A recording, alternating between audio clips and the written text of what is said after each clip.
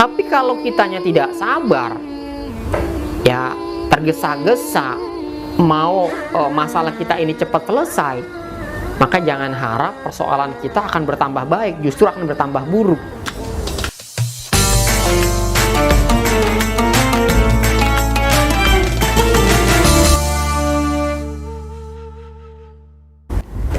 Bismillahirrahmanirrahim. Assalamualaikum warahmatullahi wabarakatuh. Alhamdulillahirabbil alamin. Wassalatu wassalamu ala sayyidina Muhammadin wa ala alihi wa sahbihi ajma'in, amma ba'du. Sahabat Hasinah dimanapun Anda berada, alhamdulillah pada kesempatan kali ini kita akan belajar bersama lagi, dan kali ini insya Allah kita akan membahas satu tema yang sangat menarik, yaitu tentang sabar dan sholat. Di mana Allah Subhanahu wa Ta'ala berfirman di dalam Al-Quran di surat Al-Baqarah ayat 35 dan 36. A'udzubillahi minasyaitonirrajim. Bismillahirrahmanirrahim. Wasta'inu bis-sabri was-shalah wa innaha lakabiratun illa 'alal khashi'in alladzina yazunnuna annahum mulaqu rabbihim wa annahum ilaihi raji'un. Allah Subhanahu wa Ta'ala nyatakan di dalam Al-Qur'an, minta tolonglah kalian dengan sabar dan sholat.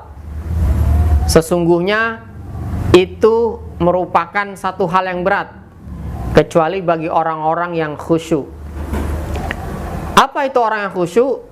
Orang yang merasa akan bertemu dengan Allah Subhanahu wa Ta'ala. Jadi orang yang mengira bertemu Allah Subhanahu wa Ta'ala. Nah, kalau kita pahami, kita lihat di ayat ini, kenapa Allah menyuruh kita untuk bersabar ketika kita minta tolong? Tentu kan kalau kita minta tolong pasti kita ada masalah, kita ada persoalan, kita ada ujian dalam hidup kita. Terus kenapa kita diminta oleh Allah Subhanahu wa Ta'ala untuk bersabar dulu dan tetap melakukan sholat? Karena sahabat Hasinah, banyak orang yang punya masalah dalam hidupnya, masalah apapun itu. Tentunya mereka ingin segera selesai masalahnya tersebut. Nah, karena ingin cepat selesai masalahnya, kemudian mereka tidak sabar. Akhirnya apa? Melalaikan sholat, menunda-nunda sholat.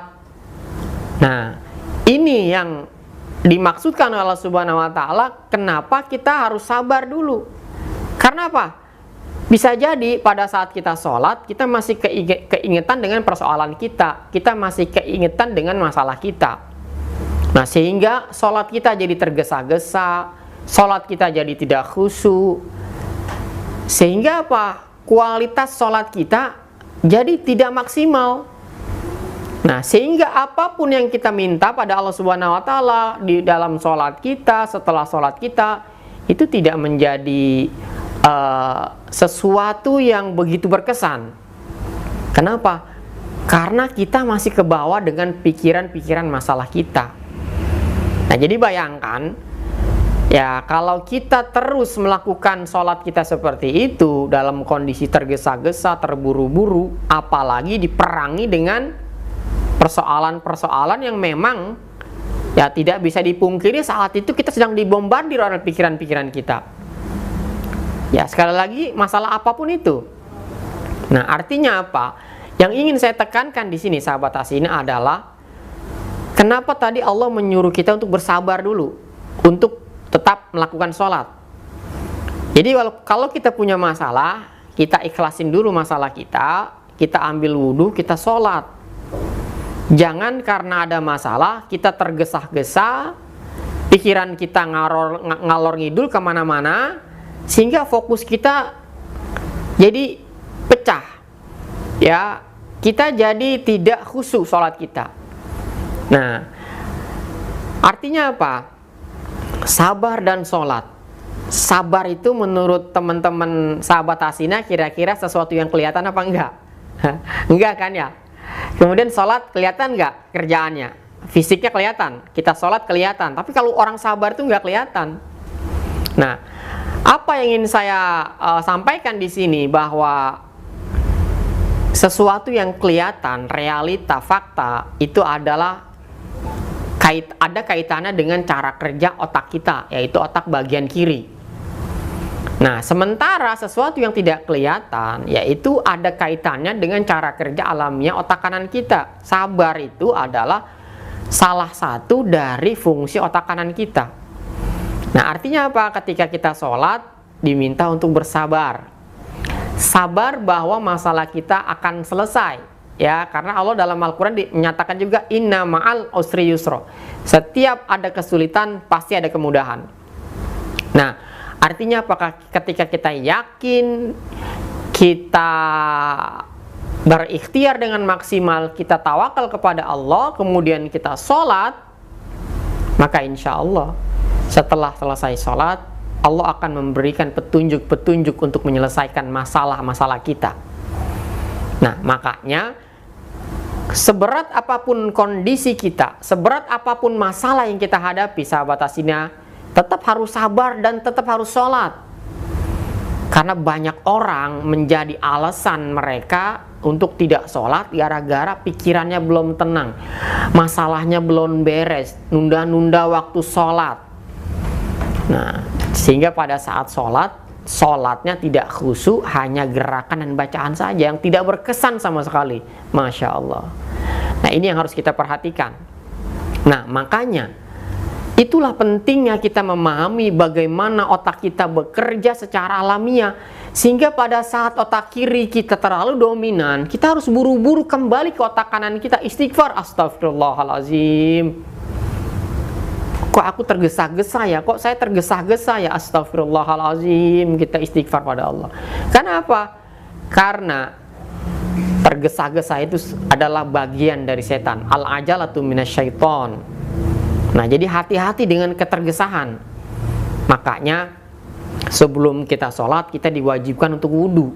Dimana wudhu ini itu akan menurunkan gelombang otak kita dari beta ke alfa, bahkan ke theta. Dengan usapan-usapan, dengan basuhan-basuhan air, dengan doa-doa. Itu maksudnya adalah untuk menurunkan gelombang otak kita, supaya pada saat kita sholat, gelombang kita berada di gelombang frekuensi alfa atau bahkan theta, sehingga kita mendapatkan suasana khusyuk, suasana damai, tenang. Sehingga disitulah terjadi interaksi kita dengan Allah Subhanahu wa Ta'ala begitu mesra. Beda halnya ketika kita sholat, gelombang kita masih berada di otak, di gelombang beta, apalagi di gamma. Jadi sholat tapi kondisi kita stres, kondisi kita was-was, kondisi kita khawatir. Tentu ibadah sholat kita tidak akan maksimal. Nah, inilah yang harus kita pahami sekali lagi sahabat Hasina, bahwa pentingnya kita memahami bagaimana otak kita bekerja. Karena apa sih? Kita penting banget nih memahami, dari kemarin kita bicara soal otak kiri, otak kanan. Kenapa? Karena Nabi katakan dalam hadisnya, ad-du'a mukhul ibadah. Jadi doa itu adalah otaknya ibadah. Jadi mukhun itu artinya otak. Doa dikatakan otaknya ibadah. Makanya ketika kita berdoa, ya itu usahakan kita juga melibatkan otak kanan kita. Ya, karena ketika kita berdoa, ketika kita sholat, kita membalanskan, menyeimbangkan cara kerja alamiah otak kiri, otak kanan kita, Masya Allah. Itu sesuatu yang sangat berkesan. Ya, sebagaimana Nabi juga katakan, khairul umuri awsatuha. Sebaik-baik urusan adalah pertengahan. Jadi terlalu kiri tidak bagus, terlalu kanan nggak bagus. Jadi kalau orang terlalu otak kanan dominan, ya tentu dia tidak akan menggunakan logikanya. Ini juga bahaya. Makanya banyak orang tuh ya, ada yang ngaku-ngaku nabi, ngaku-ngaku malaikat. Itu berarti otak kirinya nggak difungsikan itu. Ya logikanya tidak main. Jadi kalau ada orang yang mengaku nabi, padahal di Al-Quran sudah dikatakan, ya nabi itu sebagai nabi penutup, kok ada orang yang ngaku-ngaku nabi? Nah artinya kan bahaya kan. Terlalu kiri juga nggak bagus, karena orang yang terlalu kiri itu pikirannya pendek, gampang mengeluh. Maka Makanya ketika orang sholat ada masalah, pengen cepet-cepet masalahnya selesai. Nah, untuk itu sekali lagi yang perlu kita pahami di sini, yang perlu kita tekankan di sini adalah kita dianugerahkan Allah, ya, itu berupa otak yang sangat luar biasa. Otak pembeda antara kita dengan makhluk-makhluk lainnya. Memang semua makhluk kecuali tumbuhan ya itu tidak dikasih otak. Nah, tapi kita dikasih pikiran. Nah, pikiran itu tadi ada yang kiri, ada yang kanan. Mana yang akan membawa kita? Dua-duanya bisa membawa kita ke lembah dosa. Otak kanan juga bisa membawa kita ke dosa, otak kiri juga sama. Tapi ketika kita sinkronkan, ketika kita gabungkan, ketika kita seimbangkan, Masya Allah. Jadi ini yang disebut dengan otak kiri. Ya, ketika dia terlalu dominan, ajak otak kanannya. Otak kanan ketika terlalu dominan, ajak otak kirinya. Ya, sehingga apa? Sehingga dia menjadi sesuatu yang bekerja sama. Nah, ketika otak kiri dan otak kanan kita bekerja sama dalam situasi apapun, baik dalam sholat, dalam permasalahan dan segala macamnya, maka insya Allah kita akan mendapatkan sesuatu yang berkesan, sesuatu yang maksimal. Jadi kalau kita bicara tadi sabar dan sholat, ya pertanyaannya tadi kenapa mesti sabar dulu? Ya karena kalau tadi orang lagi galau, lagi stres, tentu kan mengadu kepada Allah. Ya, sebagai Tuhan pencipta kita ini, sebagai pencipta alam ini, kita mengadu dengan urusan kita. Tapi kalau kitanya tidak sabar, ya tergesa-gesa mau masalah kita ini cepat selesai, maka jangan harap persoalan kita akan bertambah baik, justru akan bertambah buruk. Ya, jadi kalau kita tergesa-gesa, jadi sholat kita tuh jadi tidak berkesan. Kenapa? Karena dalam sholat itu mesti ada namanya tumanina. Ya, tumanina itu kan berarti kita harus duduk sebentar, tenang dulu untuk pindah ke gerakan berikutnya, untuk pindah ke bacaan berikutnya. Jadi sambil kita memohon kepada Allah Subhanahu wa Ta'ala, ya ketika kita sholat, ya urusan kita itu akan dipermudah oleh Allah Subhanahu wa Ta'ala. Nah, jadi sahabat Hasina, sekali lagi saya sampaikan, begitu pentingnya kita memahami cara kerja alamiah otak kita. Jadi selama ini banyak orang berpikiran otak itu hanya digunakan untuk berpikir ya secara matematis.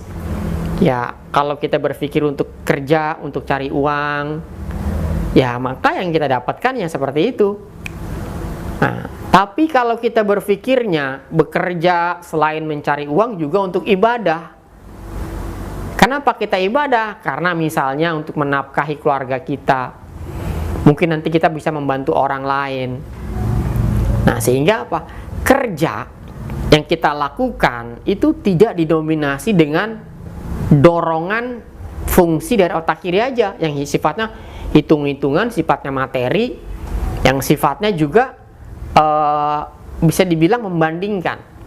Karena kalau kita bekerja maksimal, pontang-panting, kemudian hasilnya tidak seperti orang lain yang bekerja biasa-biasa aja tapi yang didapatkan lebih bahkan luar biasa, kita akan membanding-bandingkan dan akhirnya timbulnya menjadi apa?